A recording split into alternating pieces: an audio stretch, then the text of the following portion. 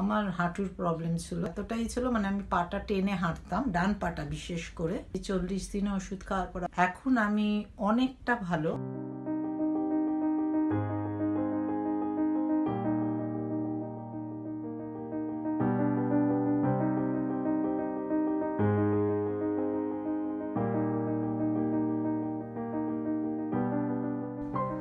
Welcome to ন্যাচুরালবিদ্যা health world. আজকে আমাদের সাথে আছে রিনা ঘোষ। কিছু সমস্যাগুলো নিয়ে উনি ডক্টর কে এম সাইফুল্লাহ স্যারের কাছে ট্রিটমেন্ট করাচ্ছেন।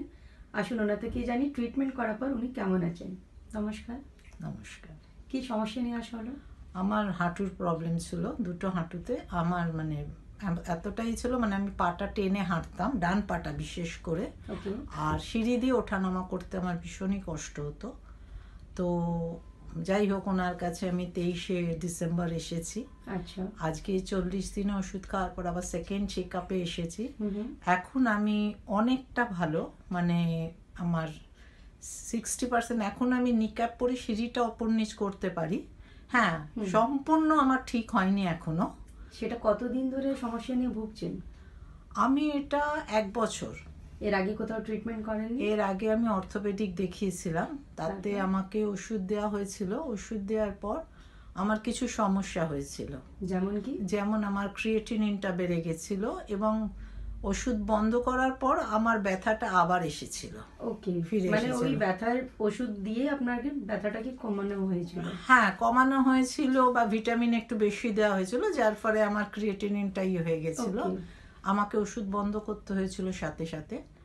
তারপর আমি আর কি এই সাইফুল্লাহ স্যারের সম্বন্ধে জানলাম। আচ্ছা। তা আমি যেহেতু দমদমে থাকি, আমি উল্টোডাঙায় প্রথম খোঁজ নিয়েছিলাম। আচ্ছা। তো উনি ওখানে যেহেতু বসেন না, তা আমাদের মনে হলো যে আমাকে একজন বলেছিল, যে আমার এক বন্ধুই বলেছিল যে স্যারকে দেখানি সব থেকে ভালো।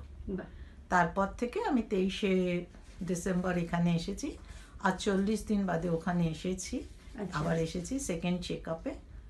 আপনার কি ব্যথার সাথে সাথে অন্য কোনো সমস্যা ছিল? হ্যাঁ, আমার প্রেশারের আছে। প্রেশার আছে, ইউরিক অ্যাসিড আছে।